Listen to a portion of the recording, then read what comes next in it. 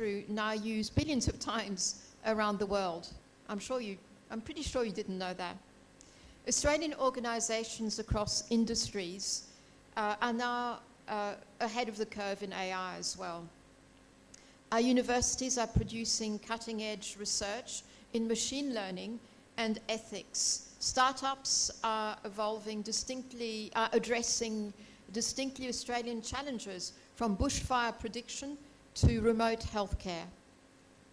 Government and industry are working together to ensure AI is safe, inclusive, and transparent. So as we launch the book a bit later this morning, we're celebrating not just academic scholarship, but a broader vision for the future, one where AI strengthens creative expression, enhances education, and opens opportunities across borders. We're celebrating African-led thinking, Ghanaian innovation, and the role of international partnerships, including those between Australia and Ghana, in ensuring AI serves us responsibly and inclusively. On behalf of the Australian High Commission, I congratulate the editors, the University of Ghana Business School, and all the contributors for producing such a timely and impactful series of books. So thank you very much.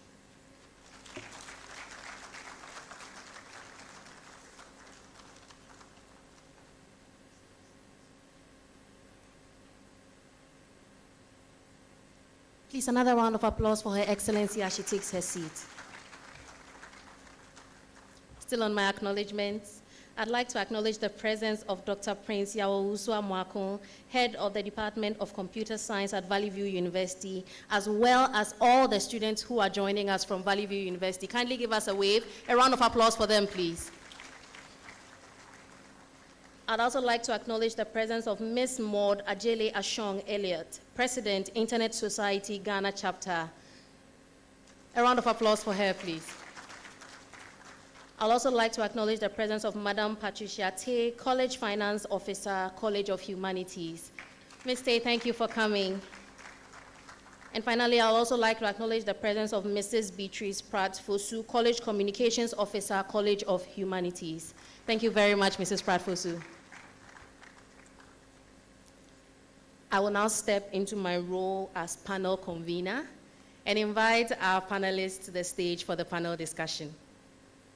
In no particular order, I'd first like to call on Dr. John Sebemafo, Editor, AI and Freelancing, to the stage. Please, let's give him a round of applause as he comes. I'd also like to invite Ms. Maud Ajele Ashong Elliott, President, Internet Society Ghana Chapter, as well as Mr. Jefferson S. Seneja, Lead Industry Contributor, AI and Music.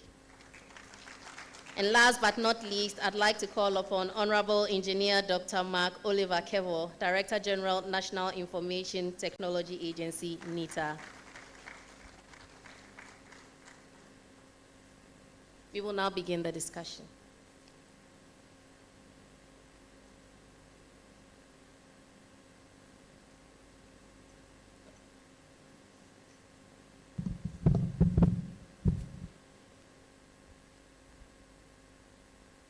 So we'll get right into it by starting with the first question, which I will direct at Dr. John Sebemafo.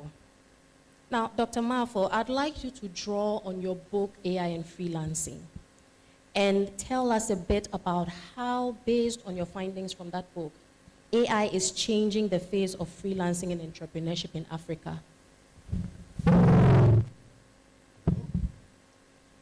Hello. Okay, better. Thank you very much, Sheena, and it's an honor to be here and to share the findings of this wonderful piece of work. AI is transforming the landscape in Africa, especially the digital space, a lot. And first, it's basically opening up markets, right? Global markets that naturally a lot of Africans will not have entered. For me, one of the striking findings is especially in the creatives, right? we realize that new things are coming up. So there is AI artistry, there is content editing, there is videography. I mean, a lot is being done. Somebody was telling me that it's exciting when you get home nowadays and you see our folklores. Have you seen the folklores by the fireside? Those who remember.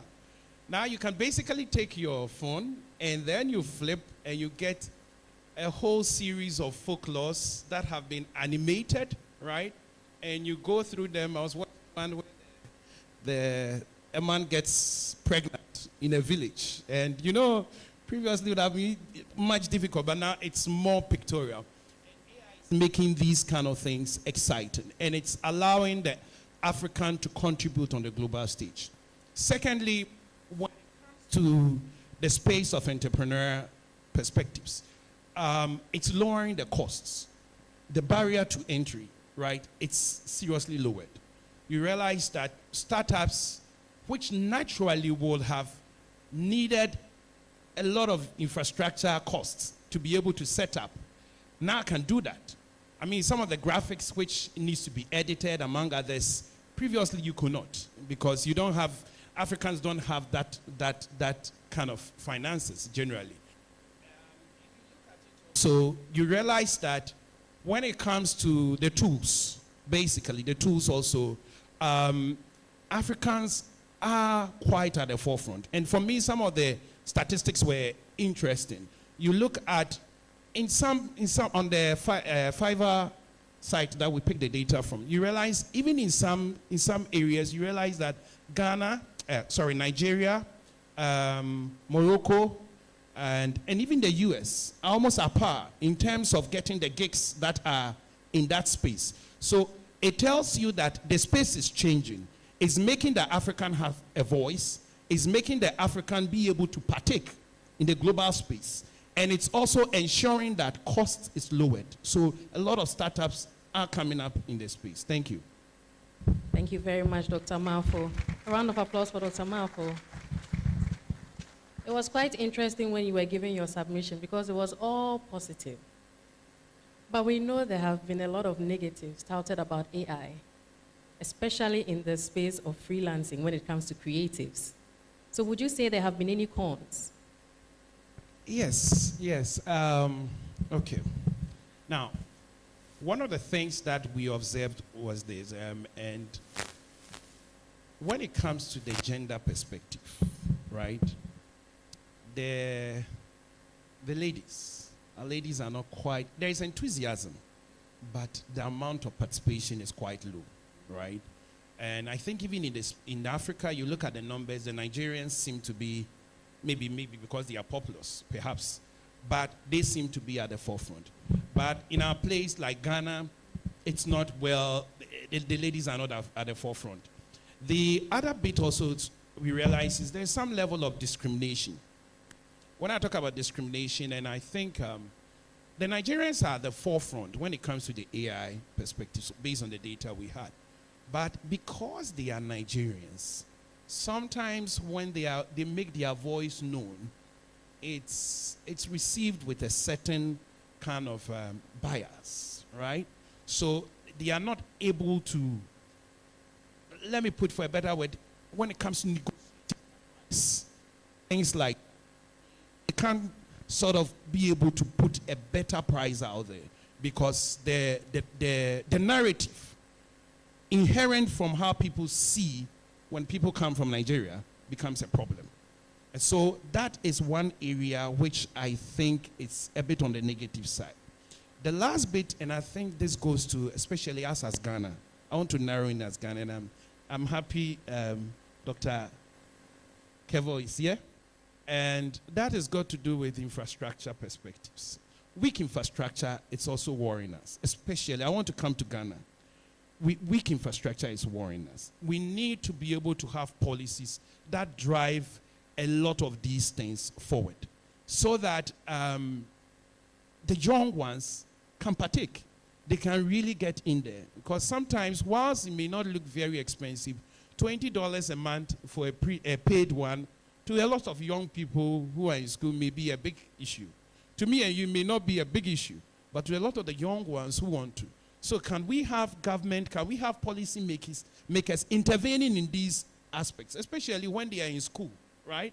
Can they get access to paid ones like that, enterprise versions of it, so that they can be able to explore beyond what the free chat GPT and all this gives them? Because you know, when you do free at a point, it just cuts off.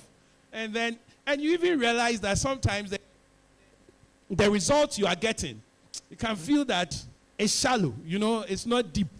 So yes, it's not weight, yeah. So I believe that's an area policymakers come. So these were some of the things which are the negatives of it.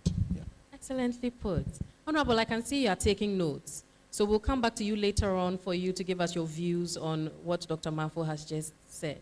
Thank you very much, Dr. Manfo. I think now we can go to Ms. Ashong Elliott. And I have a particularly interesting question for you. And it's very riveting because Dr. Manfo just mentioned the issue of gender. And we know when it comes to technology adoption, gender is one of the issues that comes up, particularly in the context of inclusion. Previously, before AI became popular, we used to hear a lot about digital inclusion. And now it's all about AI inclusion. So we want to find out your thoughts. From digital inclusion to AI inclusion, what is going on in the space? Are there any gaps that you think need to be filled?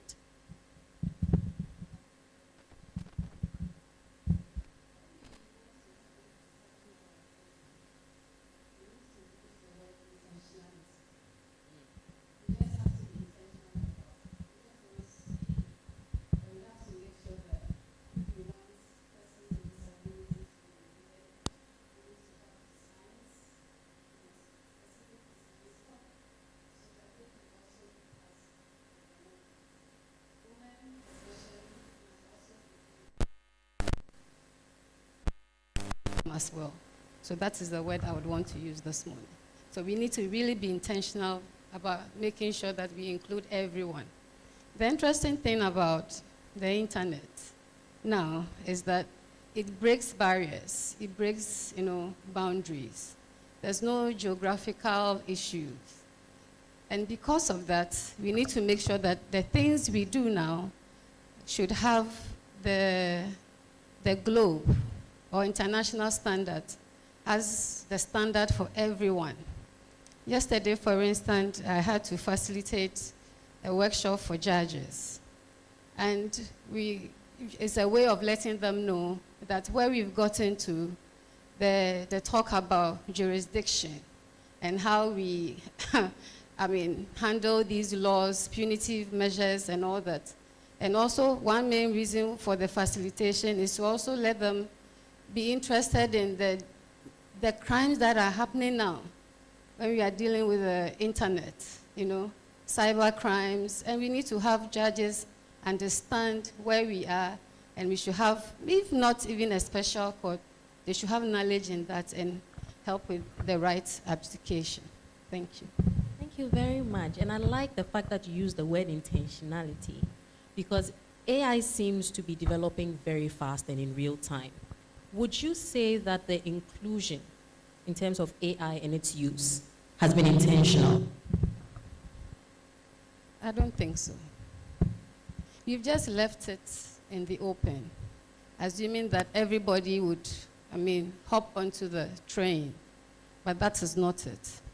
When we talk of technology, we will, as Dr. Manfo said, when you look at the data, you realize that the zeal for the male gender to continue to use or adopt technology is higher than the female. Therefore, we need to find ways. If you have to pamper us, that's okay. You need to pamper us. We need to have the soft life. And we need to make sure that you tag us along, and we'll do that. Thank you. Thank you very much, Ms. Ashong Elliott. A round of applause for her, please.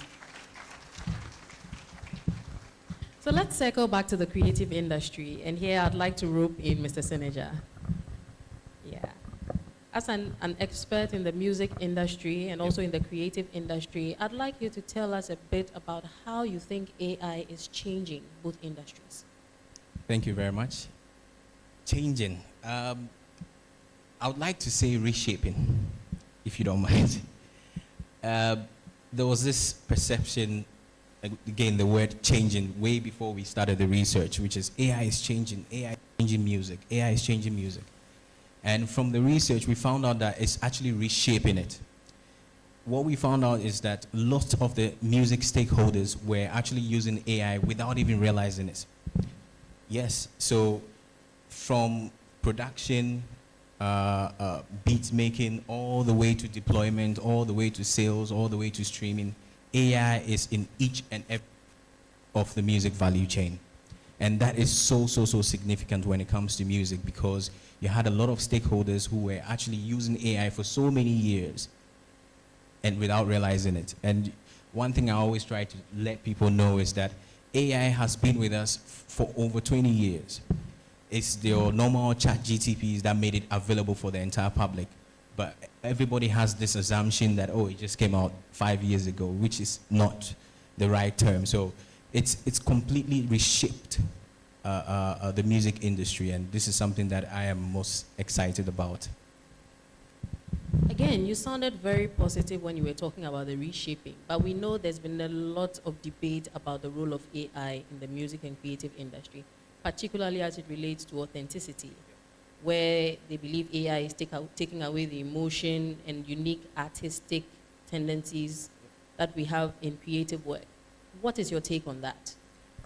I beg to differ. I think, you see, from an Africa point of view, we love our culture. We love the originality. And I think AI only amplifies it. It makes things much easier.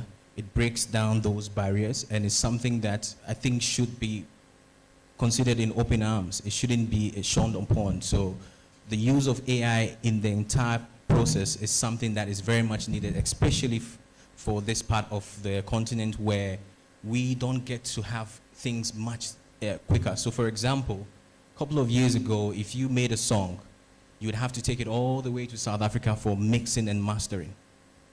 Yes, and it costs thousands and thousands of dollars. Now you can actually sit down, unfortunately pay a pro fee of $20, Dr. Bafo, but a much smaller cost, and you can get your mixing and mastering done right from here in your studio. Because one thing for sure, most of your favorite songs that you hear, most of them are not actually the most finished versions. They're not the mastered versions. But because artists don't have that opportunity, whether it's financial opportunity, whether it's the learning agility to actually pursue that, you hear your next song and you just enjoy it. Meanwhile, it's actually not the best version or the best possible version of that song. And AI has broken down that barrier very much for the creative industry. Very well said. Please, a round of applause for Mr. Seneja. Your responses tell me that you are very well versed in the goings and comings of the sector. So I want to bring you in on this conversation we had just a moment ago about inclusion, particularly female inclusion. Do you think in that sector, with the introduction of AI and the limited inclusion opportunities that Ms. Ashong Elliott spoke about, are there opportunities for females? Absolutely. I kind of disagree with both of them. But the music industry has been traditionally male-dominated. Yes, so I think the issue is more to do with us, but the opportunities are there. You see, the advantage of AI is that it's breaking down all those gatekeepers, right? From a female point of view, it only amplifies it.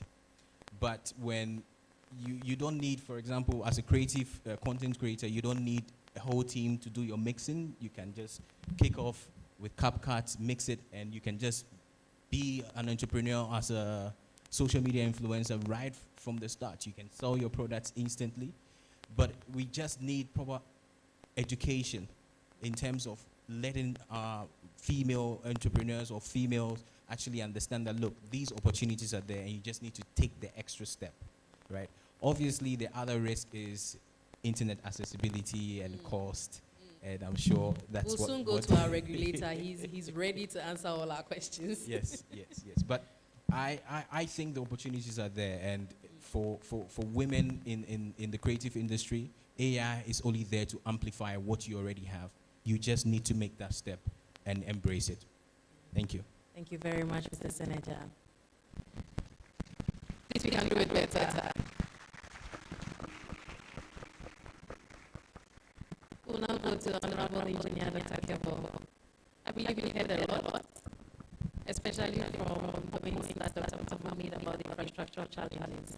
So we want you to respond to that, and what are you going to kindly tell us listeners to go in Ghana's AI and digital governance frameworks? Thank you. Good morning. Good morning. We understand that AI depends on a huge amount of data, and this data must also be processed at a certain speed, and we will need the infrastructure to process those data.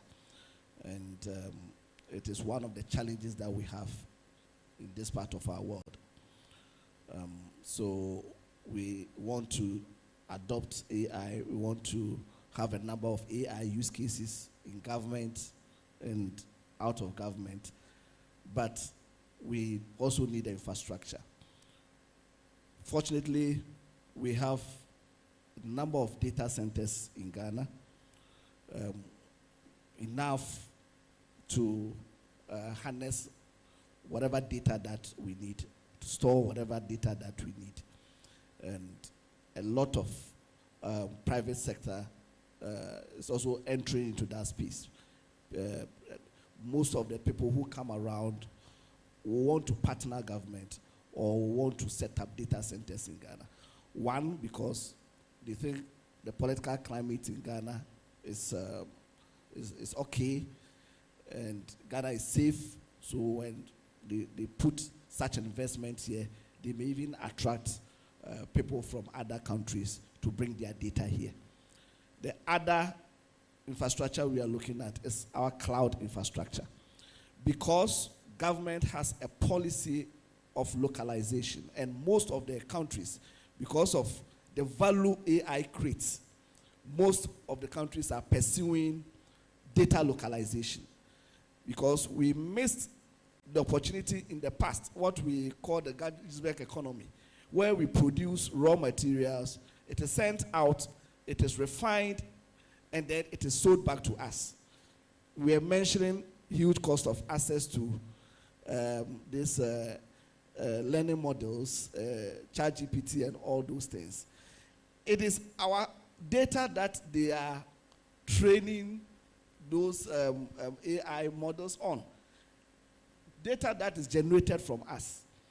And because this data is in the cloud that sits in different countries, they have advantage, they are able to process those data, they give it to us, and then we access it and we pay for it. So most of these countries are now pursuing a policy of data localization, so that whatever data you generate must first be sitting in your country or on your sovereign clouds. And because of that, government is investing in sovereign clouds, and also we are partnering with investors to also invest in sovereign clouds, so that whatever data that we are generating will be in the cloud that is localized, so that from there we are also concerned as a regulator of the tendency or the potential culturalization, because we do not have enough data generated locally. Most of the things that we derive from AI are westernized. So it is important that we also focus on having our own contextually produced data, so that whatever value that we are getting from AI will be also contextually relevant. And that is also one thing that as a regulator we are interested in. We want to make sure that tomorrow our future, the students here and all that, will grow up knowing that there exists high life music. And I know that the creative industry and the music industry is becoming the star boy for AI use case, for example, in Ghana, because most of the music that we have is digitized. So it is very, very easy to train models on our existing music so that we can have different use cases from them. In other places, we don't have data sets for them. So at NITA, we are pursuing an open government commitment where we are encouraging our ministries, departments, and agencies to produce data sets in certain formats. Data is being produced, but because they are not consumable by AI and all that, we are not able to utilize them. So that is also one of the things that we are doing. So in terms of infrastructure, yes, we see the gap, and government, through its policies, is trying to fill those gaps. Thank you very much, Honorable. A round of applause for Honorable. Now, Honorable, finally, as a regulator, we know that largely AI use began in an unregulated setting, and it was very difficult to control how citizens were using it. So currently, where are we at in terms of balancing AI innovation and regulation to ensure that citizens use the technology responsibly? Government has now developed an AI strategy, and certain parts will need legislation. So for example, in the new NITA Act, we are looking at regulatory sandboxes because we want to encourage innovation. We don't want regulation to be a barrier to innovation. So government is developing regulatory sandboxes where we can securely test AI use cases without harming anybody, so that, because if you want to test these AI use cases, you may have to connect to live data, government data, for example, data from NIE, data from the finance sector, and other things. You want to make sure that people don't access this data in the name of innovation and then, cause data breaches and all that. So these regulatory sandboxes will provide a safe environment for us to test our AI use cases and make sure that we do not harm other people. So that is one thing that government is doing through legislation. We are also looking at a startup bill. In our ministry, government is coming out with a startup bill because we find that this space has the opportunity to create jobs for a lot of young people. So we will need to properly formalize how we support these young individuals to create their solutions and then help them mature it and then commercialize them. So we are putting together a startup bill that will formally provide an avenue for these young people to be trained and also be entrepreneurs. And the last thing, when government talks about 1 million coders, it is an overarching theme for technology skills development. It is not just about programming. It is also about all manner of technology skills that we need. So if you want to prepare people for to harness the value of AI, we need to train a lot of people, and that is why government is so much involved. We recently, you know that now, for example, Germany, for example, is now giving students opportunity to assess their pro, and we are encouraging students to take advantage of it at no cost. And that is a way to, make sure that they also compete in this part of our world. Because people pay up to close to $200 for ChatGPT 5 professional, and $200 a month is not small money in our part of the world. So we are also looking at open environments where we can contribute data and also assess the benefits of AI. Thank you very much, Honorable. It seems our government is on top of things and is doing what is necessary to bring us up to speed. A round of applause for Honorable. As we bring our panel discussion to a close, I'd just like each panel member to give us their thoughts on what they think the future holds, given what the current situation is with AI adoption in Ghana.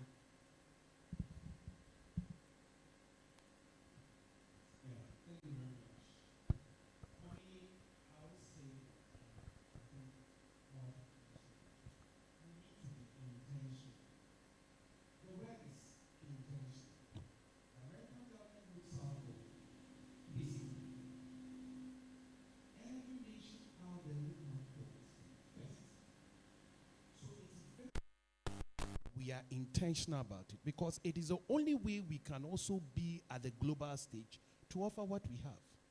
I'll give you an example. And I know sometimes we need to break the traditions. In my class, right, my mobile application class, the last semester, just the principles are taught, and everything is AI, from beginning to end. And the kind of applications they end up producing, I'm sure we would not have done that if we're just doing flatter kind of coding. No way. They learn to express themselves and bring out things faster and much better. Because with AI, the opportunities are limitless, right? The expressions, things they can do is beyond. And so we must break those traditions and be intentional about it. For us in academia, I think we should encourage our students to use ChatGPT. Because anybody who has used AI will tell you, the more you do it, the better you become. That's the truth. The students are very happy. For me, I don't mind those writing my thesis and are using ChatGPT. You see, when you write and it's not done well, I point it out. Please, go back, that. If I assist them to do the models with ChatGPT, and they get better. So let's break the barriers, let's be intentional, and that way we can move somewhere. It is the future. We have no choice. Thank you. Thank you very much, Dr. Mafo. Mr. Sean Elliott.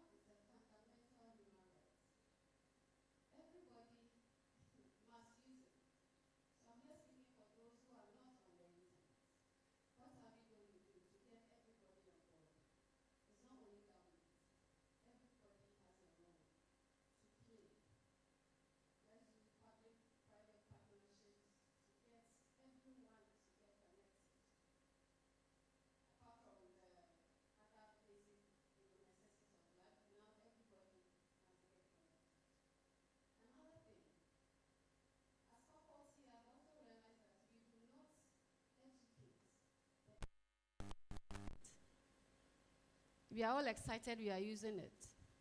But are we teaching online safety? It's not only about students, even everyone, especially our parents. Do we teach them before you click, you should know exactly what you are doing?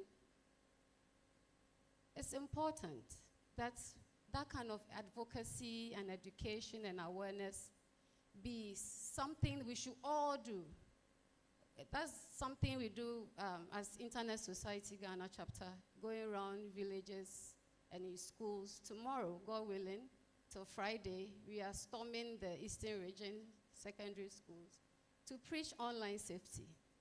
And that is important. And as we said, the internet is based on infrastructure, and we need government to invest. In fact, governments must do more, and we know they can do it. And let's dwell on digital literacy, and also the devices. Everybody, now you see, maybe because I'm a member of Afrenic, each one of us has at least 3 IP addresses connected to us. You know, so everybody is on there. Let's also make sure that, I don't know how we do it, whether it's public-private partnerships, to bring down the cost of devices and make sure that everyone in Ghana is connected. Thank you. Thank you very much, Mr. Sean Elliott. Mr. Senator, your thoughts? Thank you very much. I think my other 2 panelists they've actually hit the nail on it, on all the things that needs to be said. But what I'm so excited about is what Honorable mentioned is the startup bill. And I just want to add a few inputs on how excited I am about that. If I can speak for a few entrepreneurs in this room, I hope the bill is inclusive of all stakeholders. Because if AI is here to amplify and make us better, a startup bill should be able to include the banks. When I mean the banks, if you are an entrepreneur and you want to open a bank account, you need a certain amount of money, you need an auditor. If you go to GRA, they will start asking for their money within a month, whether you're making payroll or whether you're making revenue. So I hope the startup bill is very inclusive of all the stages of entrepreneurship. So that's something I'm very, very happy about. Thank you. Thank you very much, Mr. Seneja. Honorable, your final thoughts. Well, mostly the public sector lags behind the private sector in terms of technology adoption. But this time, government want to lead. And in so doing, very recently, the Ministry of Communication, through my minister, Honorable Sam George, made sure that there was a cabinet boot camp on AI, where every minister was brought into the boot camp to take them through what AI is, what the benefits are. And the president of Ghana has asked all of them to identify use cases within their ministries, and it is part of their KPIs. So see whether they should continue to serve as ministers or not. So that is one thing that the government is doing.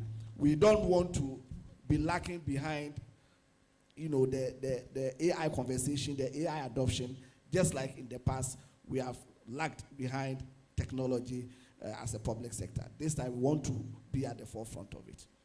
Thank you very much, Honorable. And with that, we've come to the end of our panel discussion. A resounding round of applause for our panelists as they exit the stage. We have Honorable Engineer Dr. Mark Oliver Kevo, Mr. Jefferson Seneja, Ms. Maud Ajeli Ashong Elliott, and Dr. John Sebemafo. Thank you very much for your insights. Thank you for coming. A round of applause for them as they exit the stage.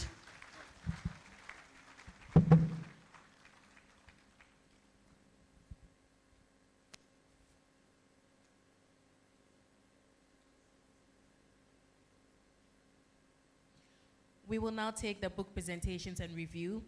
Before we have Mr. Eric Nsako, Chief Executive Officer of Stream Streets Limited, come to give us a quick review of the 4 books. We will watch 4 short 1-minute presentations introducing each of the books and what they are about.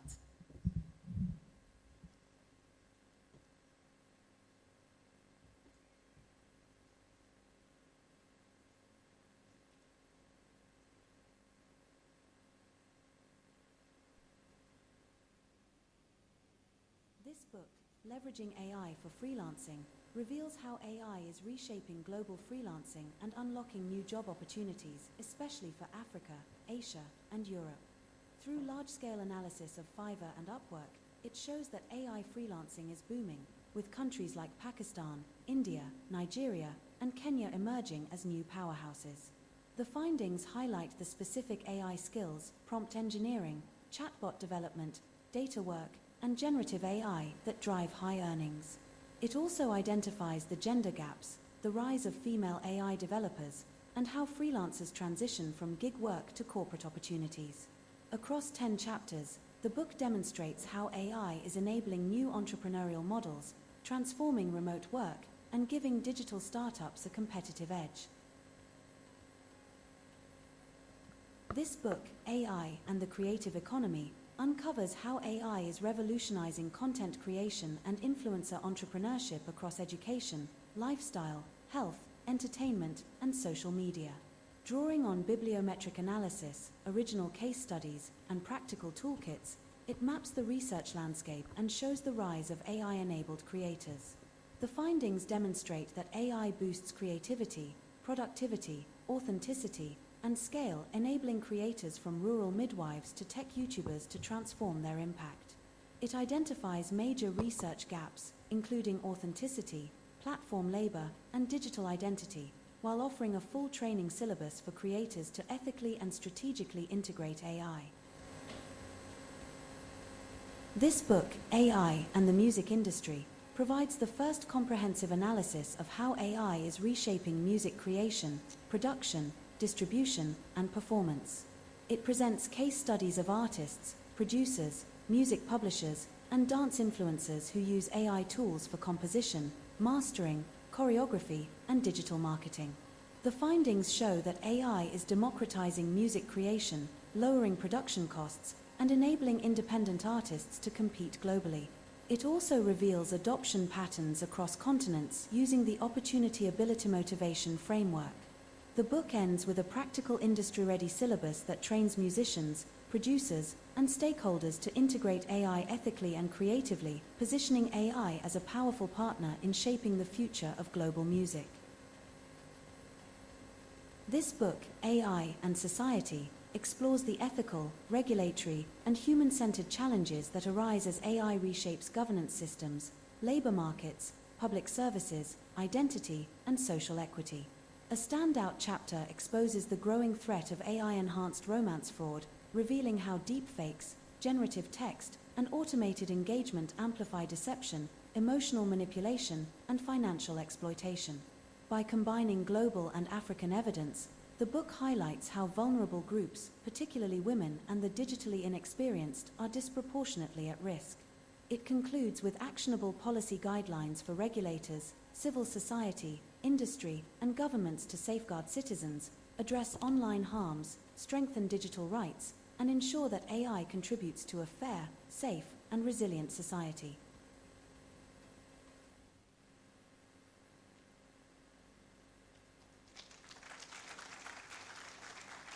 With a resounding round of applause, shall we welcome Mr. Eric Nsaku? Please, we can do it better.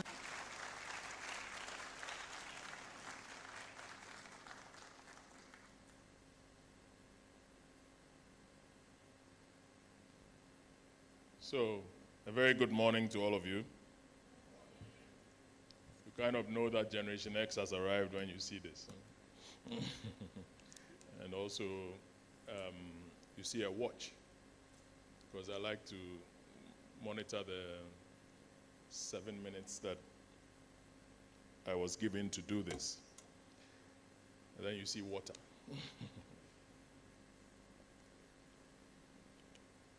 So yes, I put a few notes down because I've had a lot of fun with these books ever since Prof.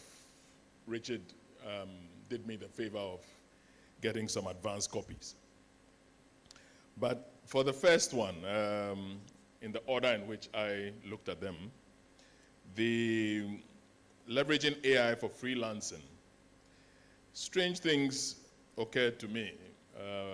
One was the forward by Zipline, because I know that they are, historical collaborators with my friend, 17, okay, with my friend Prof. And I like the way on the journey together they are adapting to the new infusion of artificial intelligence into our midst.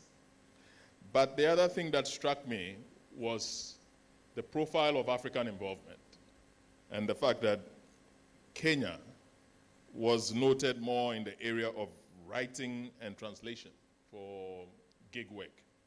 That was interesting because software development was kind of still associated with Asia, with India, with Pakistan. I see those as opportunity areas because remuneration sort of goes with software development a bit. The recommendations that were given in terms of spiking Ghana's innovation contribution were very interesting for me because more scholarly work was really emphasized. I don't know whether I have the liberty to ask that, motivated by some of these things, a few of us who are corporate people also joined in the publication value chain and came out with a Springer Nature journal publication. But the whole essence of the recommendation is that a lot of research is needed to up Ghana's profile or Africa's profile. And that's very important. Now, in terms of AI skills development and AI entrepreneurship, I was happy also to see the specific emphasis on that. And as for page 84 of that book, if you don't read the whole book, you just take page 84, where he talks about interdisciplinary research. It's so close to my heart because I've been walking this campus for the last few months and I talk to heads of political science, history, linguistics, and a lot of people say, are you not the engineer from the past? Why are you always in this corner of the campus? And I'm like, AI, the computer engineering of it will come together. There's no issue. But to bring that side in is quite a phenomenon. And I like that fact. Page 84, the students especially, please. AI and freelancing. And of course, on that note, my good friend, Professor Abdul Mahmoud, I always love to see you because when you bring the marketing in, then the technology is complete.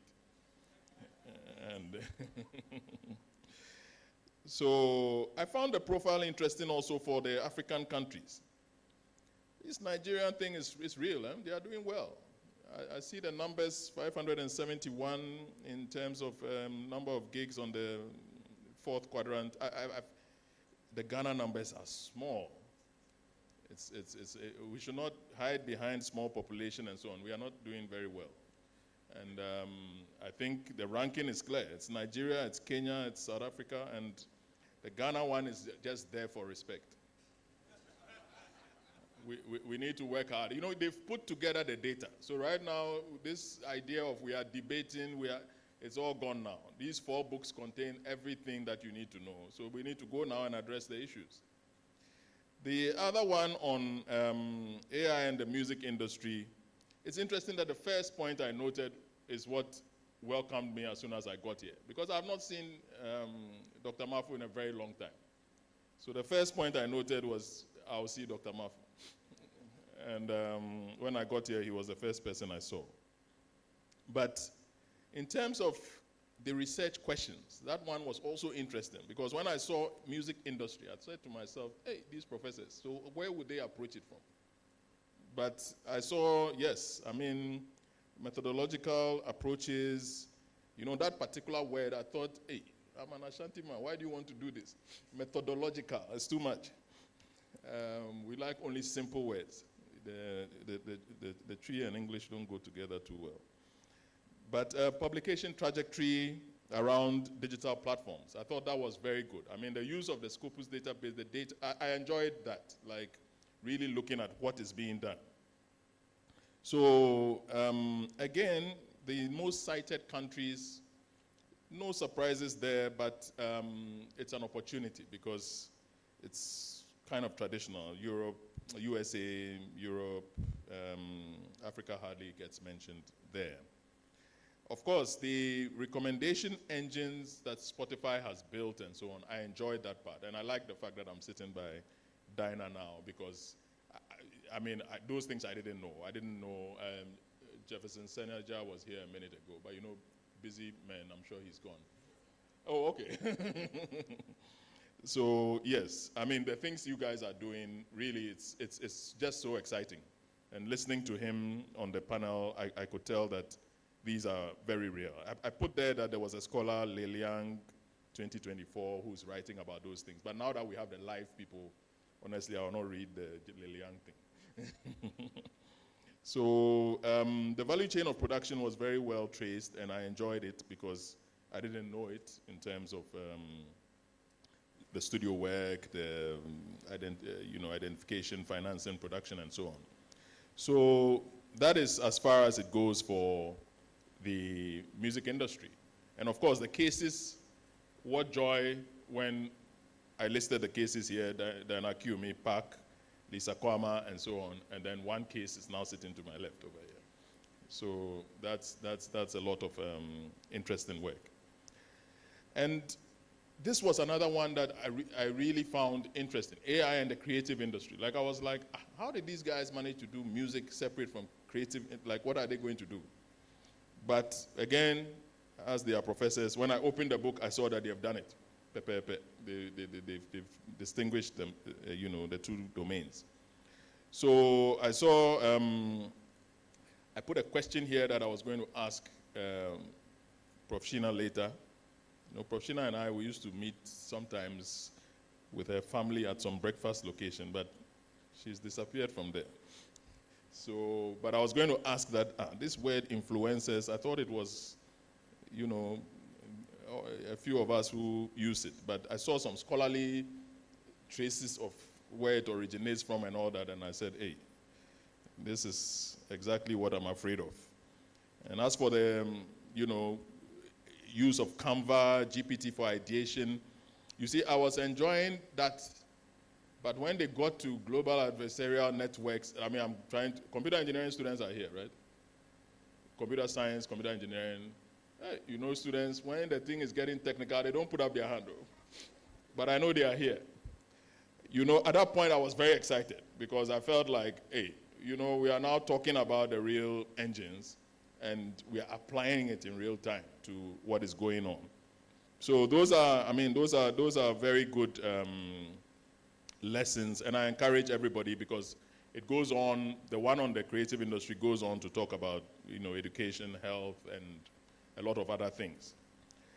I was very worried when I came to policy because Her Excellency and Engineer Dr. Mark Oliver, you people carry the world. And for the rest of us who spent, the students who do not know me, I spent 32 years in industry for the most part. Out of that, I think only 1 year was teaching at GIMPA, Shesi, and all that. And within MTN, within Stanbic Bank, within Heineken, spending time 5 years in the Netherlands, and so on and so forth, we always lose sight of the fact that for us, it is 3 financial statements. Professor Dean is here. I'm sure his students are always excited when they are able to trace the balance sheets, the cash flows, and the income statements. And they know that they've analyzed the case thoroughly. But for these others who do policy, who do development, who do the real things in life, it is making sure that the babies don't die. It's making sure that the neighborhoods are safe. And we don't know how to do it. And unfortunately, Prof. Shina, as much as you said, it was not you who said, it was Prof. Yaro who said that corporate is very welcome to come and support. But I hope when corporate comes in humility. Because what is going on over here is the real deal. As for the 3 financial statements, honestly, for many years we announced and we celebrated and we popped drinks and all that type of thing. But today, my daughter Nanaba is in Canada. Yesterday, somebody called to say she wants to go and give Nanaba sugar bread for free. Nanaba says, your dad must not text you on Instagram. Stick to your WhatsApp. You go to WhatsApp, last seen Tuesday. And we are talking Tuesday last week, or not today. You call, it's a whole value chain of how you reach Gen Z. And then she would tell me that the Gen Alpha people are some way. As far as she is concerned, the gap between my birth in 1970 and her birth in 2008 is just an event. I should be able to get used to it. But for her, she sees a 12-year-old and says, these people, they were as if they were born into the device. So it's a different ball game. But for people who have to shape policy, when I read the book, I saw that I understood it, but I was realizing that this is not work that I have done in my many journeys. Because again, I will breach the copyright and tell the students that my name is Eric Nsakon. Nsakon is spelled N-S-A-R-K-O-H. Since I'm about to end the many interesting stories that I've not told, type that name in YouTube and you follow the channel, you'll get it. But this particular part of it on education, fraud, transportation, gender, economy, that one I'm going to spend time and learn it. Because Honorable Representative of President Kufuor, in 2007, I came back to this country from the Netherlands after 5 years working for Heineken International. And my first job was under Mary Chinwe Hesse, Chief Advisor to Kufuor. And we were monitoring 21 priority projects of His Excellency Kufuor. Health insurance, the West Africa gas pipeline, the emergency power project, railway extension, food security. You remember. But we built a prototype, one of the more elegant management information systems that I've worked on. and we tested it with the emergency power project. In fact, Auntie Mary was so happy with it. She brought Elizabeth Ohene, Boniface Siddiq, a lot of people to come and see it. And then she told me that at your age, you have to understand that after you've presented to all the advisors, it is we who brief the old man. It's not you. And it's a nice lesson that we all learned.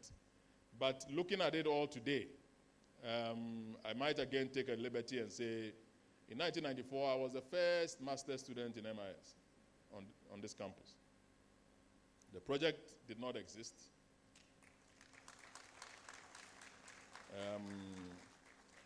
Professor Dean, I don't know whether you still have the management science option, but that was what I was admitted to and I rejected it. I said, this thing, an engineer must not come into this thing at all, optimization and that type of parameterization. So I started to lobby that I wanted to leave the school. And that was when they told me that there's a very risky project coming, MIS. Ministry of Finance has not signed, European Union has not confirmed the funding, but since you seem to be some mental case, we can put your name there. And if it works, it works. And of course it worked. So I think for the policy book, honestly, I'll ask for time out on that one because I have to study it more carefully. I think there's so much in there, and the opportunity, like I said to the representative of His Excellency, is so big. So we thank you all for this great work that you've done.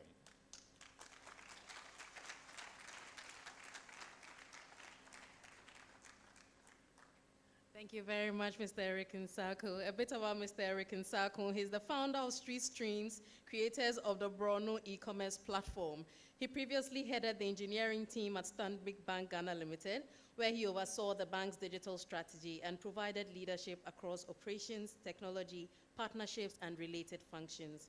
Before joining Stanbic Bank, he served as the head of sales and distribution at MTN Ghana, where he played a pivotal role in developing the mobile money ecosystem and elevating its usage from marginal adoption to the pervasive levels evident today. His career spans management consulting, manufacturing, and academia. He holds a BSc honors in chemical engineering and an MBA. His recent paper, A Foundational Architecture for Engineering, an Afrocentric AI Training and Renewal Platform, published this year in Discover Artificial Intelligence, proposes a unified architectural blueprint for designing culturally relevant, Africa-centered AI systems. Ladies and gentlemen, Mr. Eric Nsako. Thank you very much, sir, for coming. Before we hear from the representative of His Excellency President John Ejekum Kufuor, I'd like to do a few acknowledgements. I'd first like to acknowledge the presence of Professor Anthony Afoldazi, immediate past head of the Department of Operations and Management Information Systems. Thank you for coming, Prof. I'd also like to acknowledge the presence of Mr. Enoch Nanayao Odru Eje, also known as Trigmatic. Trigmatic, where are you? Give us a wave. Thank you so much for coming. I'd also like to acknowledge the presence of Mr. Eliklim Atiemu, aka Sheka. Sheka, where are you? A round of applause for Sheka. We'd also like to acknowledge the presence of Mr. Stanley Date, aka Pak. He's an artist and a producer, and fun fact, the producer behind all of Shatawali's hits. A round of applause for Pak. We'd also like to acknowledge the presence of Mr. Bernard Nana Apia, aka Pure Akan. Pure Akan, where are you? A round of applause for Pure Akan. And last but not least, we'd like to acknowledge Mr. Antoine Mensah, a radio and TV personality with MX24. Thank you so much for coming, Mr. Mensah.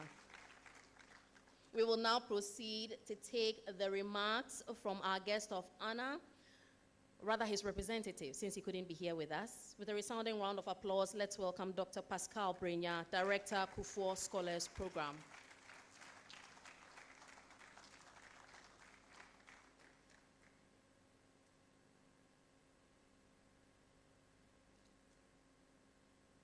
Standing on the existing protocols, I wish I could have a deep voice like the former president and how he speaks.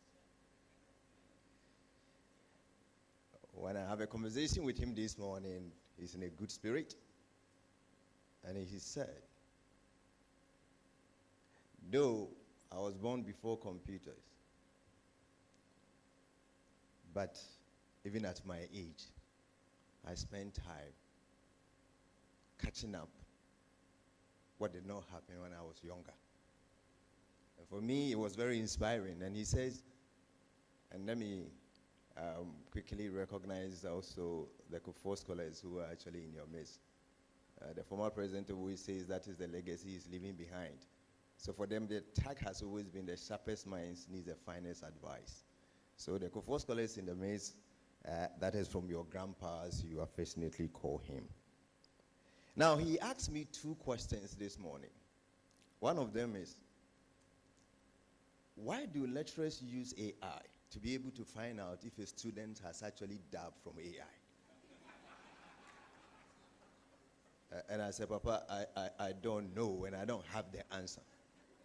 And he said, do you also know very well that even if the student has used quality research, and he has done what he has to do, use all the encyclopedias and everything that comes, he can present the work, and if you subject it to AI will tell you part of it is from AI.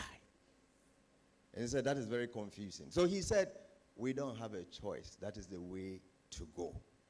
And at his age, he says, the only thing we need more, and that we have all got, is a skill. And that skill is called ability to learn, which we all have it. And he said, what will rule the world is superior knowledge. And you get that by a combination of what has been pieced together. And for that, he wants to say, the younger generation, you are the better place to make this country a better place and the better world for everybody who will come, even those who will come after you have gone. On that, he said, I should extend his greetings and say, he wish you well, keep on praying for him, and he wish Ghana well. Thank you very much.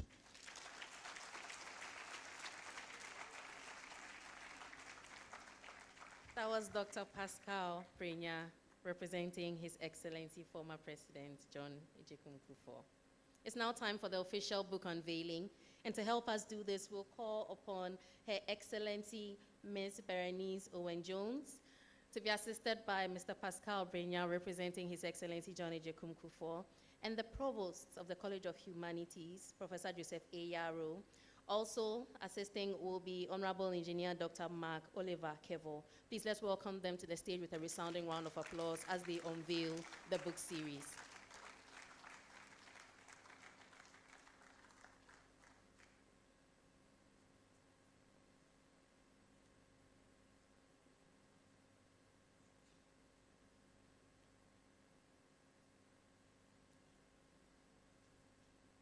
So audience members, we are going to do this together. Are you ready? So we now unveil the books in the name of God the Father, God the Son, and God the Holy Spirit. Amen. A resounding round of applause. AI Innovations Shaping the Future has been officially launched. Thank you so much. Another round of applause for our dignitaries.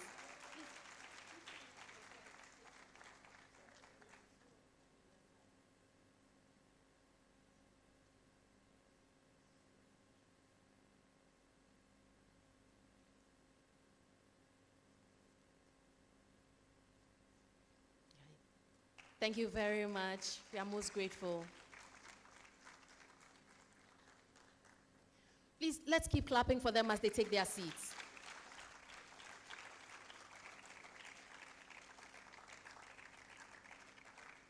It's now time for a special AI announcement. This research has birthed a new stream of AI activity, which the team is delighted to share with you. And to do this, I will hand over to Professor Richard Boateng, the convener of the AI book series, to do the presentation. A round of applause as he comes. Thank you very much, Professor Sheena, and thank you very much, everyone, for coming. All protocols observed. I'm very glad to have the presence of an august audience. And for the past 1.5 years, I've been working on a project very dear to me and dear to students. A passion that I have to see how we can change the way we see what we do in the classroom, and how we can be able to respond to Gen Alpha and how to respond to Gen Z. So I'm going to just take 24 minutes of your time and show you a presentation that I've made about where I see the future is going. Then after that, I'll come and spend 5 minutes to hear from you. Thank you very much.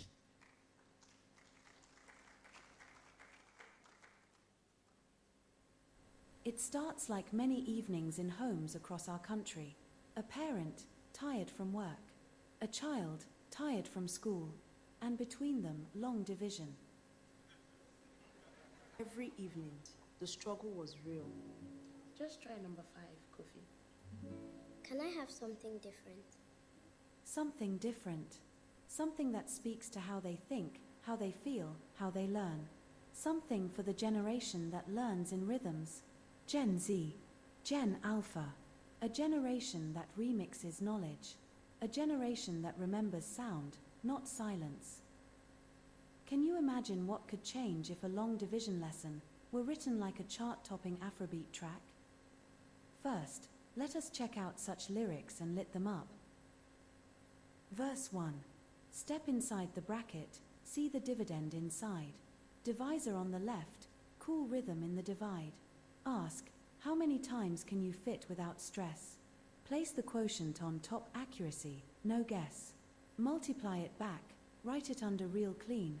Subtract the product, keep the workflow serene. Pre-chorus. Bring the next digit down, let the process repeat. Divide, multiply, subtract, that's the pattern on beat. Now let's lit these words with a tune, like this.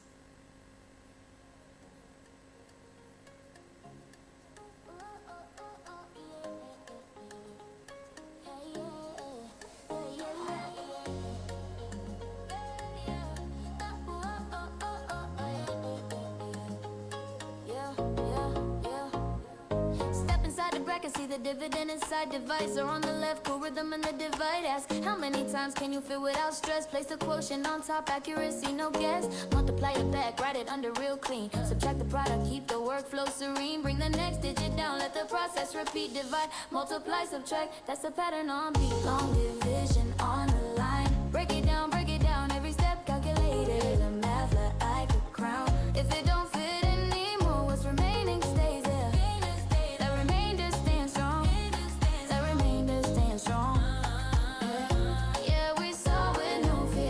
Like rhythm when the beat gets tight. Check the divisor once more, keep the quotient inside. Write the product underneath, subtract smooth and steady. Bring the next digit down, stay focused, stay ready. When the cycle is done and there's something left over, write R with the leftover, math soldier.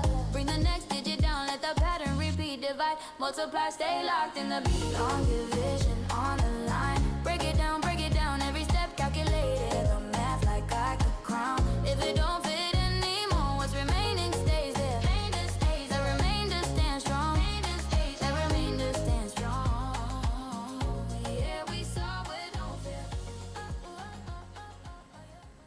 So, this is learning in tune. We live in a world where attention is the new currency, where students scroll, swipe, skip, and choose, where academic content competes with the entire internet. And still, we expect learners to engage with knowledge presented the same way it was 40 years ago. Learning in tune asks a different question. What if the lesson sounds like their world? There are several possibilities in learning in tune. First, subjects and concepts become songs. For example, let's step into macroeconomics. Learning in tune developed.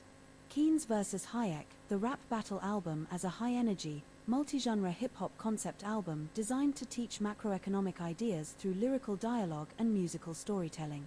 Across 4 tracks, John Maynard Keynes and Friedrich Hayek engage in a rhythmic intellectual duel exploring fiscal policy, free market philosophy, business cycles, and their lasting influence on modern economic thought. Let us listen to the first track, which uses old-school rap to explain the origins of Keynesian and Austrian, Hayekian, economics, core philosophies, what shaped each thinker. Okay, my stop is in session. 2 minds. One world. One question. Who really runs the show, the market or the state? Keynes versus Hayek. The debate. I'm king. Yo, I'm Keynes from Cambridge, born for the storm. In the Great Depression, my theories were born. Markets don't fix when demand hits the floor. You gotta spin the spark, the engine once more. I see the cycle. I ride with the curve. When fear holds wallets, we need fiscal nerve. Multiplier rising, jobs get revived. Money must move if we want to survive. So let the government play its part. Inject that stimulus, restart the heart. Idle hands mean a nation denied. Time to step in, that's Keynesian pride. In the market, I dip a new shirt. In the market, I dip a new shirt. In the market, never new shirt. Yeah. Rich and Hyatt, Vienna in the frame, spontaneous order, remember the name. Prices are signals, invisible hands, distort them with spending. You shattered the plan, booms built on credit, bring busts in disguise, malinvestments grow, then the market cries, intervention breeds the next crash wave. Freedom, not planning is what should be saved. Let choices guide, not committees and suits. Entrepreneurs plant, they know their own roots. Prosperity blooms where freedom's applied. Let markets decide. When markets freeze, the people bleed. But meddling grows another need. Two minds collide, it's the great divide. Beautiful. I guess you loved it and you learnt something new. Now let's step into statistics and consider simple linear regression.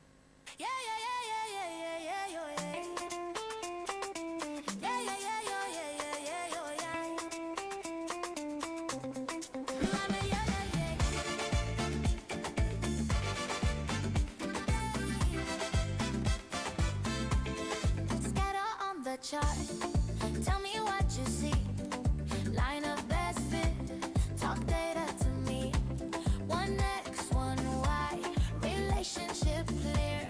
Regression magic. Drawing near.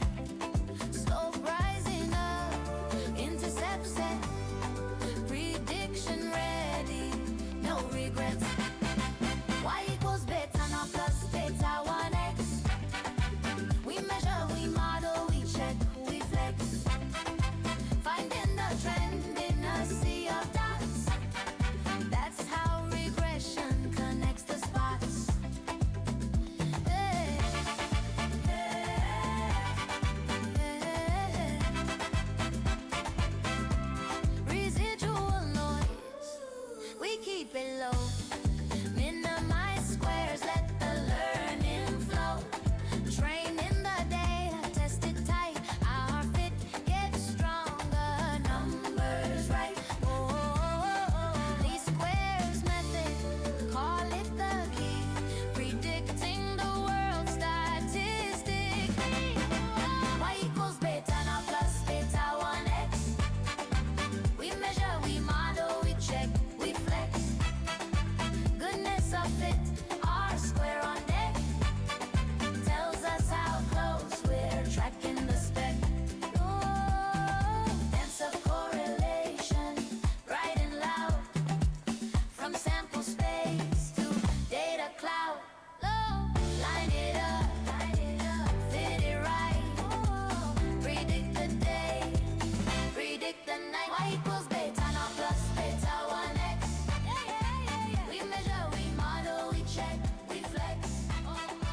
Goodness of it, R square on deck. Tells us how close we're tracking the spec.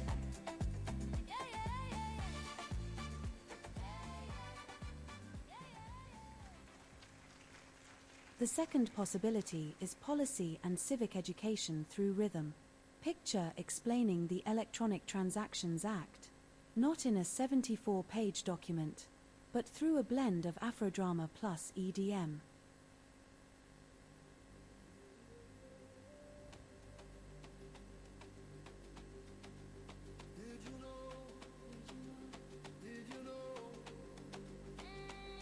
Did you know that the law now sees your files on the screen like the ink on the sheet? If it's clear, accessible, kept complete, and the record stands strong, his proof is concrete. Original form, integrity is key. No tamper, no twist, just authenticity. Courts check how it's stored, how the sender is known, so your digital trail can stand on its own. Trust the process, Secure every byte, protect your data every day and night. Act 772 says your rights are in view. Digital Ghana, built on what we do. Did you know? Did you know? Did you know? Did you know? Did you know? Did you know? Did you know? Did you know? Did you know? Did you know your rights online still follow you? So did you know? Did you know? Did you know? Did you know? Did you know?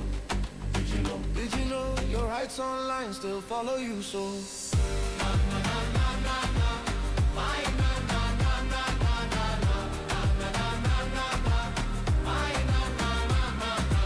sign with a key and the law approves. It must link to you every step that it moves. Keep it in your control, don't let it slip. Verify the cert before you take that trip.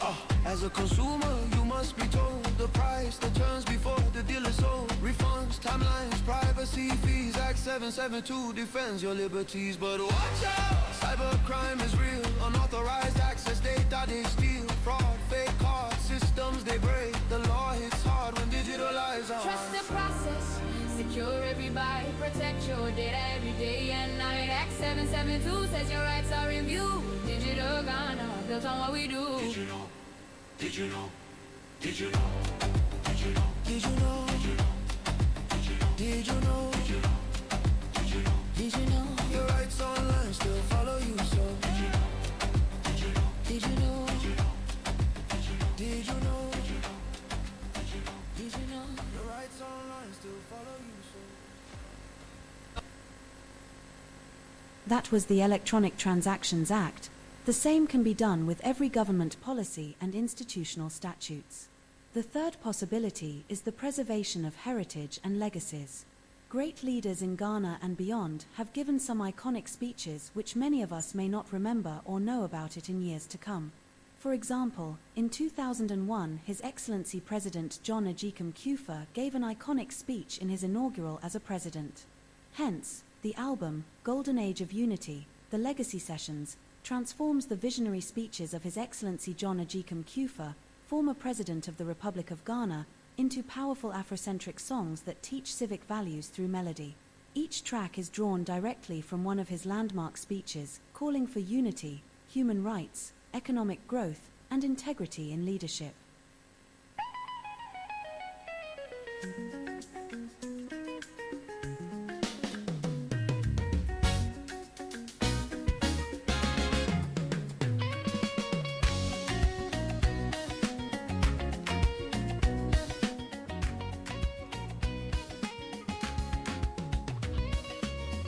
A new sun rises over black star skies. The oath is spoken, the future replies. From pain and pride we stand as one. A journey of hope has just begun, he said. Let's forgive, not forget, my friend. Rebuild the nation, let wounds mend. We've cried through years of storm and strain. Storm and strain. Now faith and work must break the chain. This is the heart of President Kufuor's call to rise in unity, integrity for all. From Independence Square, his voice still flows, renewing Ghana as our promise grows.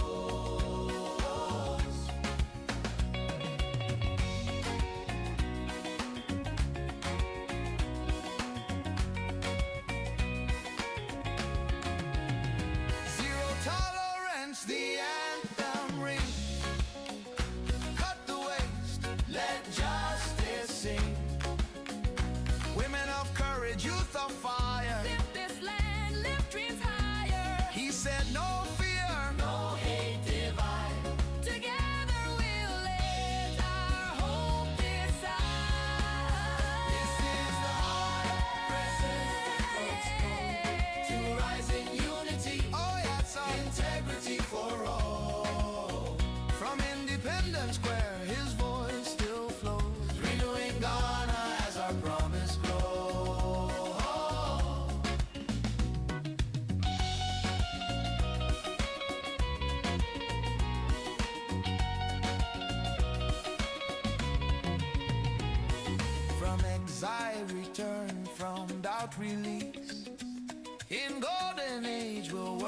for peace.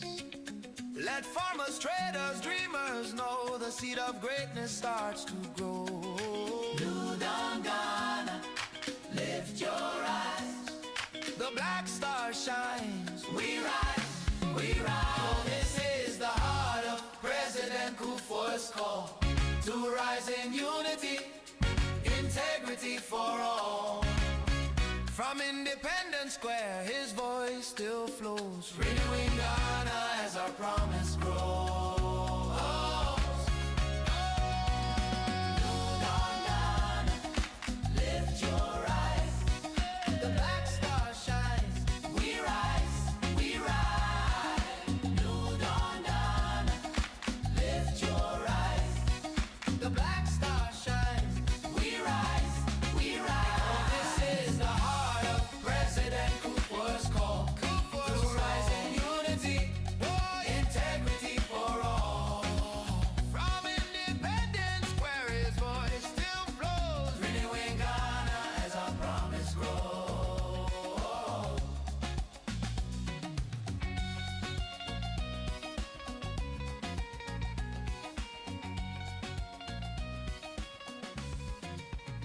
May God bless our land, our work, our hand. New Dawn Ghana, we rise. Similarly, The Faith and the Reset, the Legacy Sessions album presents a musical and educational tribute to the inaugural vision of President John Dramani Mahama, January 7, 2025. It transforms the themes of his speech, faith, unity, economic revival, inclusivity, and hope into 3 powerful songs that teach, inspire, and remind every listener that nation building begins with belief and collective action. We are the faith. We are the faith. We are the flame. We are the flame. Reset Ghana. Reset Ghana. Rise in his name. Rise in his name. This message is fire. To build with courage. Starting now. Oh, we reset our hearts, renew our trust. In God. In Ghana. In all of us. Oh. We are the faith. We are the flame. We are the flame. Reset Ghana. Reset Ghana. Rise in his name. So this message is fire to build with courage. Starting now. Oh, we reset our hearts, renew our trust. In God. In Ghana. In all of us. Oh, let our children's voices sing of hope restored, of brighter things. This covenant of faith we keep in Ghana's heart, our souls shall lead.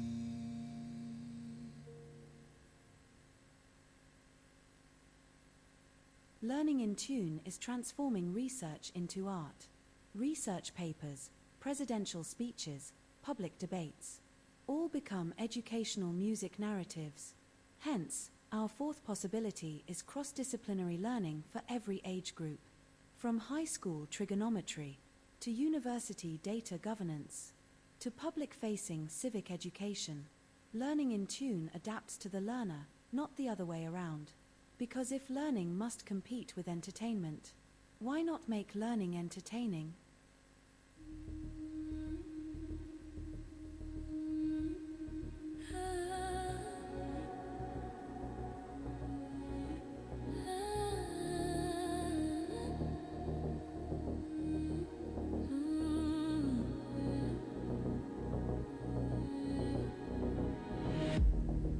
See a door, what do you see? A slab of wood or possibility. Handle says pull, play says push. Actions hiding in the lurk. James Gibson said it's all real. Actions in the world, that's the deal. Flat ground shouts, walk on me. Chair whispers, come, sit free. Affordance, what things can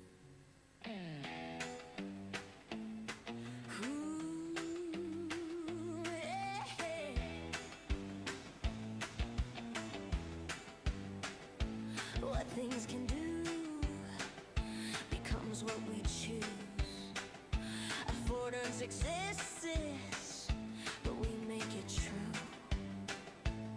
Tech's got features, humans got skills. Together they spark what the future fulfills. That's affordance existence, the start of the chain. A chance for action waiting to be claimed. But it's not enough until I see that this too connects with me.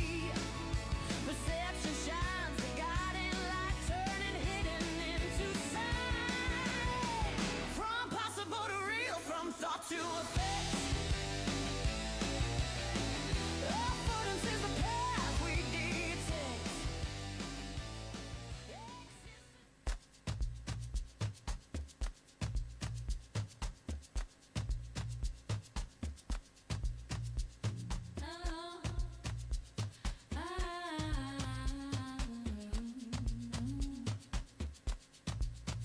See a door, what do you see?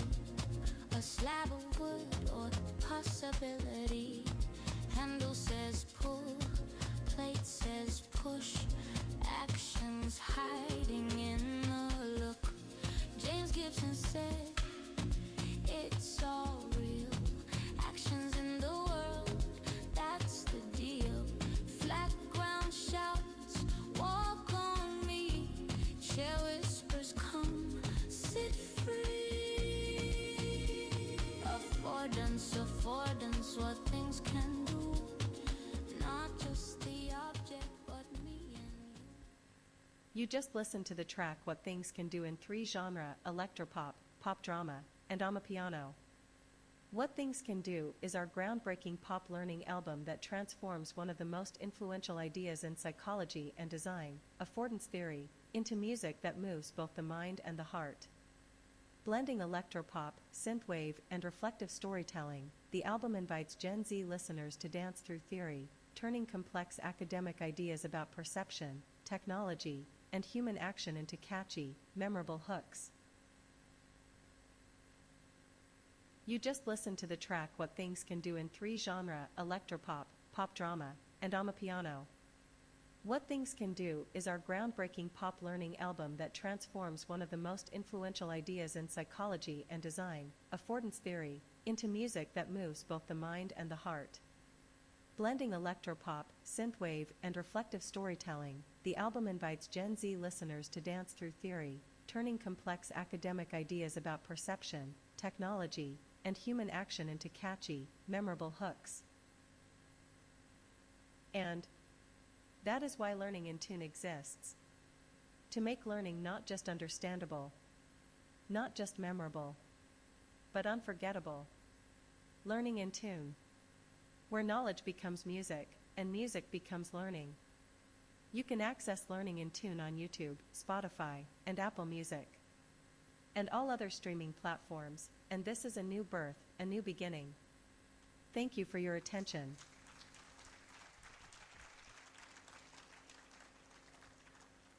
Thank you very much. So I've just got 6 minutes to reflect on this. So this has been some work we've been doing for some time. The idea is to build a lab that produces content that changes the way we see learning.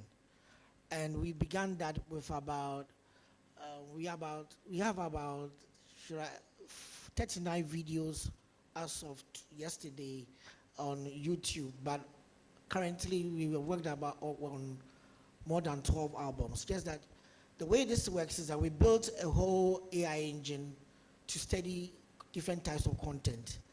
But after it produces, when you tell it that you want to be able to teach, you set the learning level, you set the target audience, and then it helps to produce the content.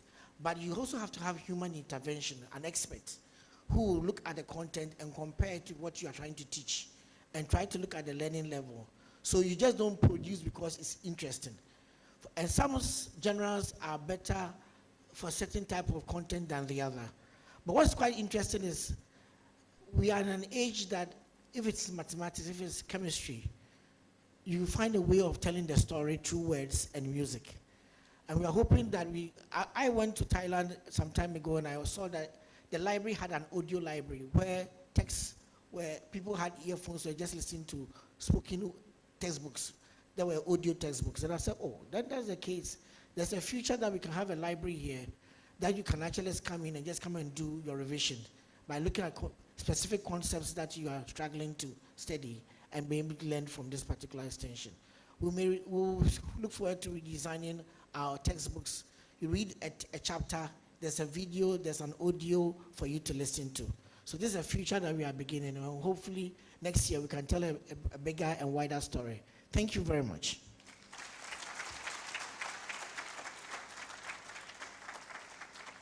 Prof. Watting, please don't leave. You have to help us do the presentation of the sets of books. So the editorial team deemed it necessary to do some presentations of the books that have just been launched to some key institutions whose students are here with us. But before we proceed, I'd like to acknowledge the presence of Professor Aboagye Ochre, immediate past principal of the Accra City campus. Prof, thank you for joining us. We'd also like to acknowledge the presence of students from the University of Mines and Technology who were among the first to arrive here this morning at around 7 a.m. A round of applause for the students from the University of Mines and Technology.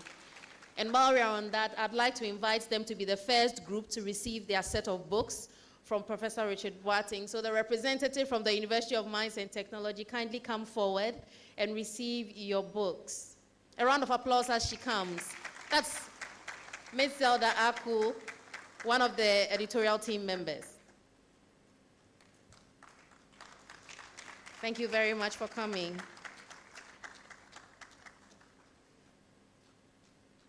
We'll also like to make a presentation to Valley View University. The head of department is here, Dr. Prince. Can you kindly join us on stage as you receive the books on behalf of Valley View University? The students are very excited.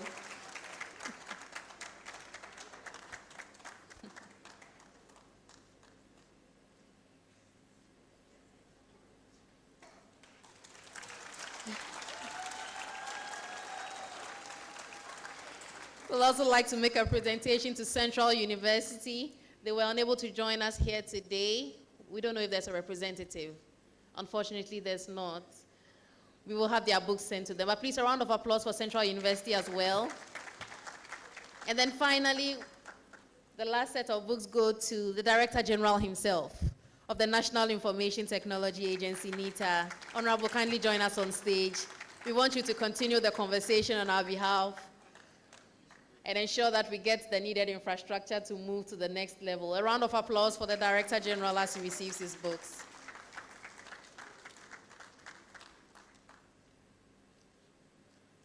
Thank you very much.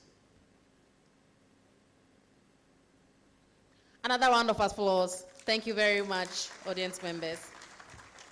We are slowly bringing our event to a close. And at this point, we will take some special remarks from two individuals who have been here from the beginning and have been observing the proceedings. We'll first hear from Mrs. Dinah Hobson. A round of applause as she comes.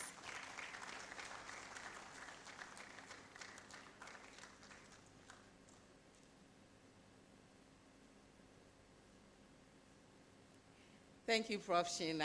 She's been doing a great job. Let's give her a round of applause. So, standing on all the laid down protocols, I want to bring few remarks. I really enjoyed the program. I didn't come alone. I came with the engineer of WISE,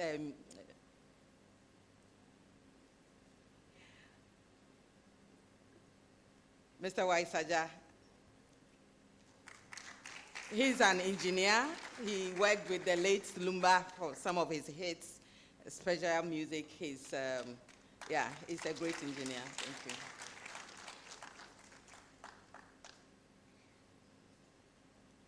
We were warmly welcomed this morning on behalf of Prof. Nanaba by Professor Joseph Yaro, the Provost of College of Humanities of the University of Ghana. We are all here today because of how AI is transforming creative economy, music, freelancing, current and future perspectives, and the society. AI should be ethical to curb abuse. These were the statements of our Professor Joseph in welcoming us to this function. In the opening keynote address, His Excellency Mrs. Berenice Owen Jones highlighted on AI in the music industry. I am very excited because she has been here today. Australia has been a partner for me in 2 ways. You know, Jeff studied in Australia, and when he came to Ghana, he set up Aftown Music. When I started GH Music Publishing, I partnered with him. So every artist that comes to GH Music Publishing, we created a platform on the Aftown app for them. And that indeed has taken us far. If you are here and you want any Ghanaian music, just go to Aftown Music and you would get the artists, you get their bio, you get all their tracks. And what is nice is the more time you spend on the Aftown app, you also make some money. My second, it's a good thing to clap for him. And this is Ghanaian. It's a Ghanaian music streaming company. My second partner, Your Excellency, is Audio Media. Audio Media is based in Australia. And this year, Audio Media put $35 in my company. Google www.ghmusicpublishing.com and you will see what is happening now. I have 81 gospel artists, but for their support, my company was crawling. And so I'm happy with this partnership with Australia. And thank you so much for coming this morning. Yeah.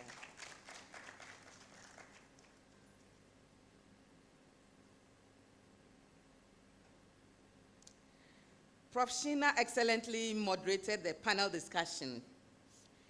In AI and Freelancing, Dr. John Serbi Mafo, the editor, mentioned how AI is making Africa contribute to the global space. As stories and folklore, he admitted that there is some discrimination and biases for some countries when it comes to negativity. He also mentioned weak infrastructure and called for interventions in policy to fund access to pay for AI usage. Ms. Morda Jete Ashon Elliott, who talked about inclusion, used the word intentional in making access available to the vulnerable. She admitted that we have not been intentional enough and admonished that we should be tagged along. Mr. Jefferson Senyaja came in with the word reshaping. He admitted that the music industry has been already using AI for years without realizing it. Of course, ChatGPT made it available to society. His take on AI over originality was that AI is rather making it easier and cheaper. AI is making things to have our own contextualized data centers so AI can make use of it. Hitherto, all the AI info is Western. In terms of regulation, he mentioned regulatory and sandboxes and a startup bill that will help the young ones to be trained. He also made us know that government is very interested. In her closing remarks, Ms. Maud mentioned access to the internet and online safety. We need government to invest in the infrastructure. Mr. Senyaja was happy about the startup bill and hoped that it is inclusive enough.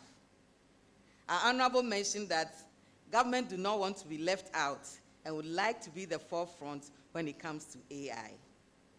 In the book presentation and review, AI started with us on the screen.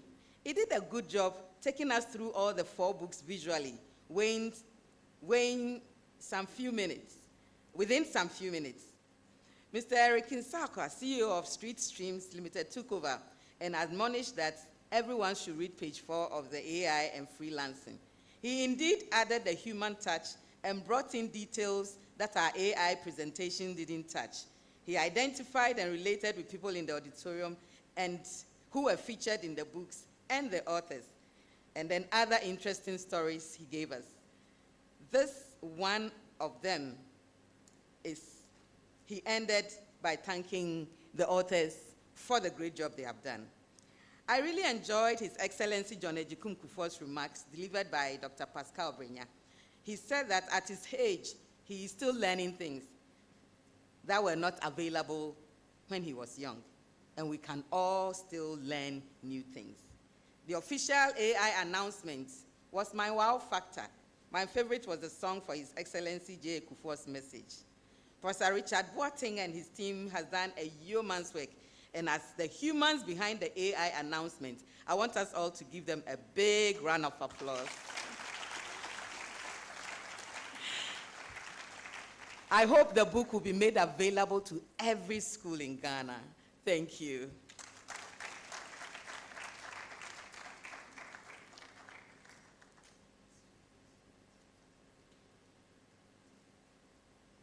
Another round of applause for Mrs. Hopeson. She's also done a yeoman's job.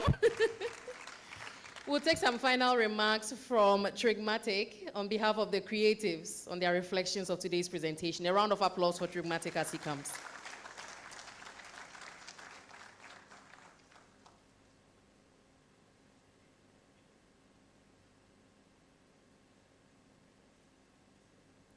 Good afternoon, and still standing on all existing protocols. I want to, first of all, say a big congratulations to organizers of this event. Please let's give them a round of applause.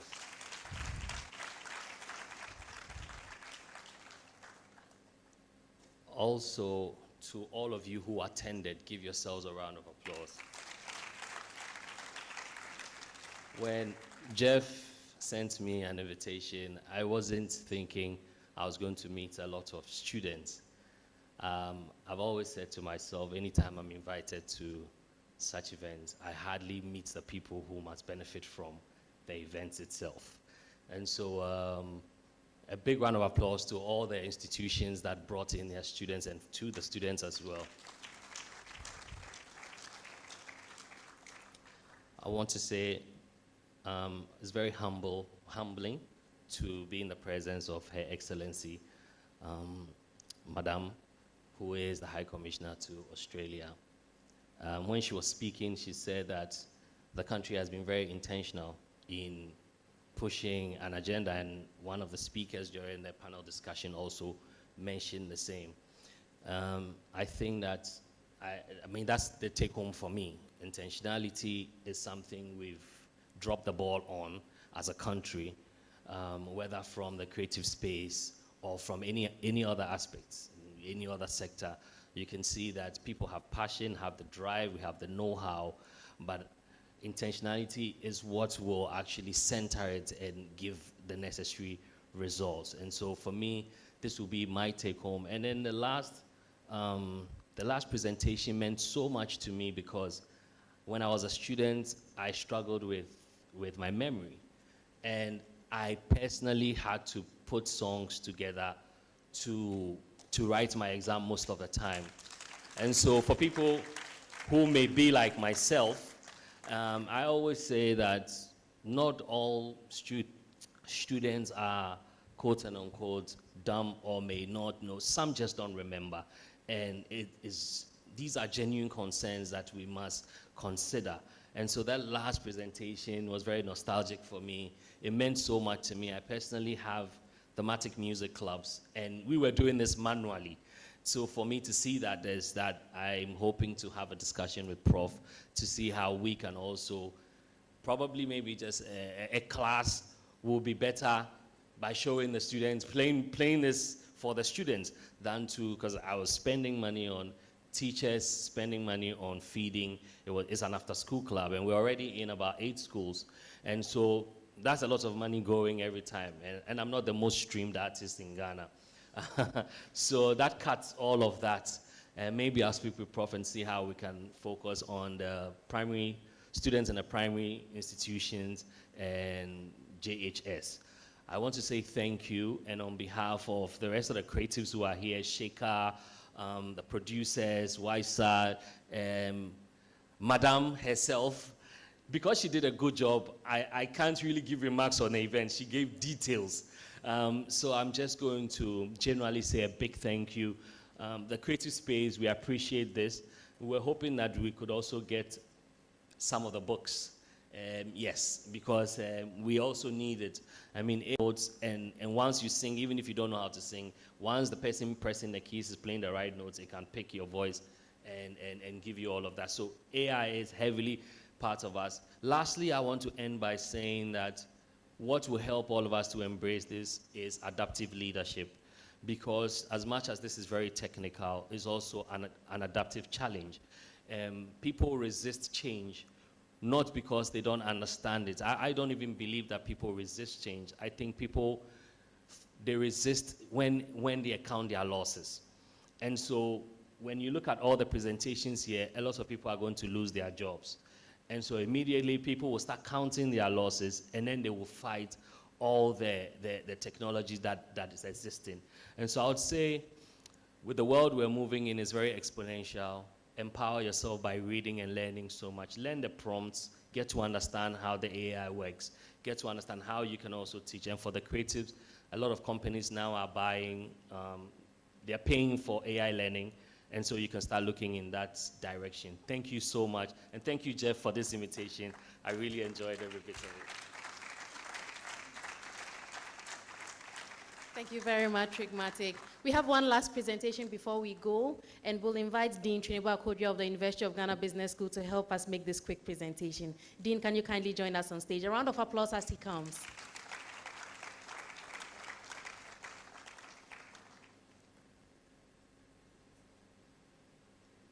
I think they can't have a saying that Sankofa Yenchi, right? Yeah, so we forgot one school that we wanted to give books to, and that is the John Terry Memorial School. So we'll ask their head teacher who came with them to please join us on stage to collect the books on their behalf. A round of applause as he comes.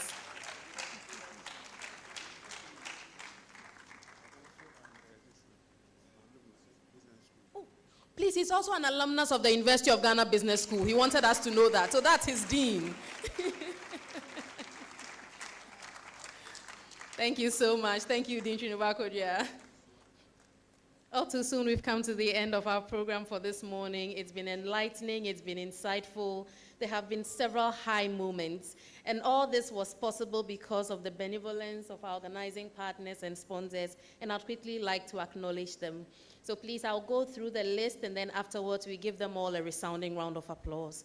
I'd like to acknowledge the University of Ghana College of Humanities and the entire team from the college, the Australian High Commission, Ghana, and the Australian High Commissioner herself, the John Ejekum Kufuor Foundation, as well as Dr. Mamiya Efriye, Chief Executive Officer of St. John's Hospital and Fertility Center. We'll also like to acknowledge Mr. Michael Asario Donko, Costing Team Lead, Nestle Central West Africa Region. We'd also like to acknowledge Mr. Ali Ajami and Mr. Gladstone Kwao Kume and the entire team from Twelium Industrial Company, as well as Verna Water. We'll also like to acknowledge Mr. Norbert Wynn and the entire team at Piva Beverages. We'll also like to say a very big thank you to Mr. Jefferson Senyaja, a member of the team, as well as the team from Aya Tickets. They have been awesome, from handling registrations to getting all of us registered for today's event. They have all been wonderful. We say a very big thank you to all of our organizing partners. And on that note, I'd like to call on Mr. Jefferson Senyaja to round it all off with the vote of thanks. A round of applause as he comes.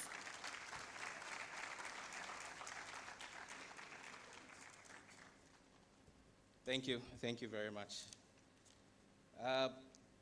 Good afternoon, distinguished guests, colleagues, and friends.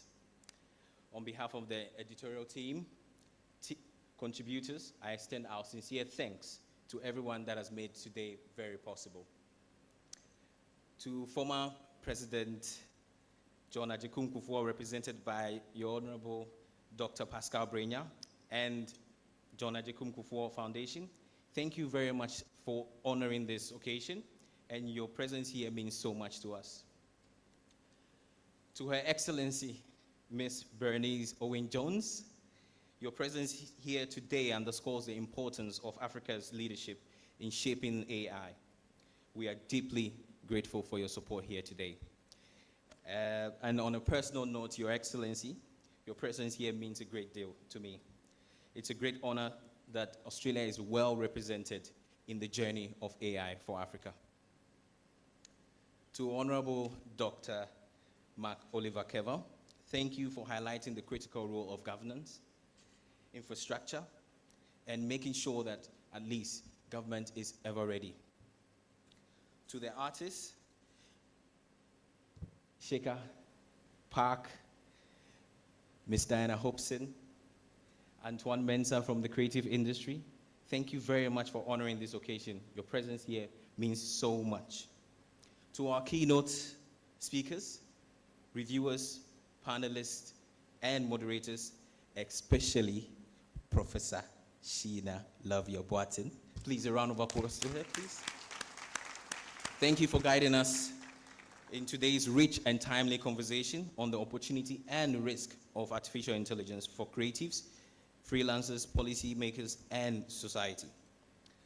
Our appreciation also goes to the College of Humanities, Provost Professor Joseph A. Yarrow, the Dean of the Business School, Professor Ernest Yao Trinibua Kodria, and the Department of Operations Management and Information Systems, which is the department that we are all from, the organizing committee anyway, for your leadership and support throughout this process.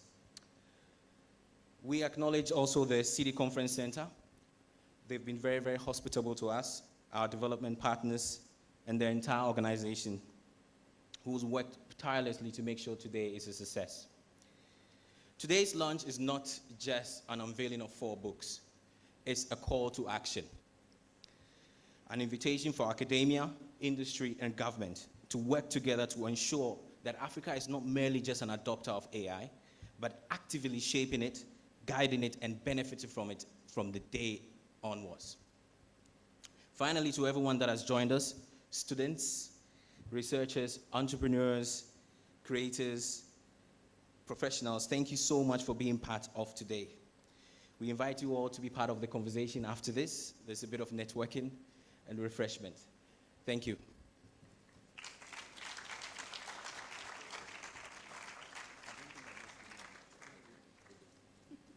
Thank you so much, Mr. Seneja. We've brought our event to a close, but before we disperse, I'd like us to share a word of prayer. After we share the prayer, please feel free to network, and there will also be some light refreshments in the foyer. So for those who are interested, you can pass by and then pick up a few snacks. Shall we be on our feet as we share a word of prayer?